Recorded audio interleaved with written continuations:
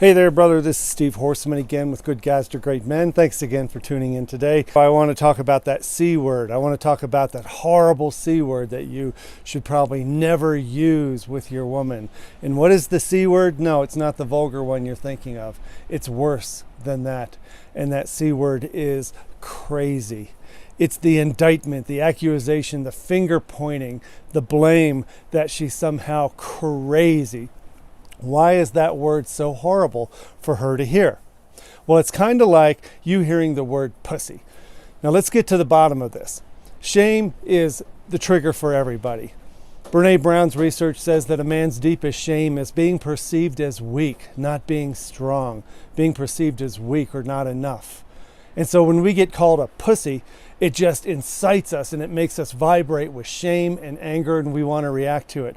And usually if we're feeling like a pussy, it's worse. If we're feeling weak or if we're feeling down, if we're feeling not enough and somebody calls us a pussy, it makes us enraged and it makes us want to attack, or it may make us go away with our tail between our legs and sulk. Now, what happens when you call your woman crazy? Her shame trigger, according to Brene Brown, is that most women feel a sense of not enoughness, not good enough, not measuring up. And if they've had a lifetime of being told that they're irrational or stupid or not good enough, not pretty enough, not smart enough, not anything enough, and if that's vibrating at any degree in your wife or girlfriend, and you call her crazy, guess what you just did? You just triggered the deepest part of shame, the deepest hurt possible in her. And if she's feeling a little bit crazy, a little bit off, a little bit wacky, a little confused or whatever, and then you call her crazy, then you just poured gasoline on the fire, the internal fire of shame. Just like if I was to call you a pussy and on a day where you were feeling kind of like a pussy. So this is about empathy again. This is understanding that if you choose to use the C word just because you're feeling triggered and upset and angry, and you use the C word, crazy, to get back at her, what you're going to do is trigger in her the most basic type of fear and shame, which also fuels anger and resentment and then counterattacks. And then everything gets worse from there. Two people relating in the same house, both in shame, is the worst possible situation. So what is the answer? And you know where I'm going with this. You have to get out of your own shame. You have to become strong. You have to understand that you're not a pussy, that you are a well-rounded man of value who knows how to listen, how to communicate, how to be vulnerable, and also how to empathize with the fact that on some days your lady just doesn't feel like she's got it all together. And if she's feeling like that, and then you get triggered and call her that C word, crazy, you've just opened up Pandora's box. Now, I want to make a caveat here.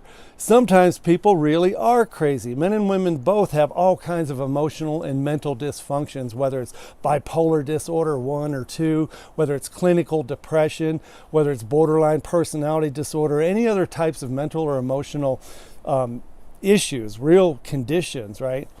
That's a totally different thing, and that's not what this video is about. We can talk about that later. We can talk about how to deal in a relationship with somebody who's really suffering from clinical, emotional, and mental problems.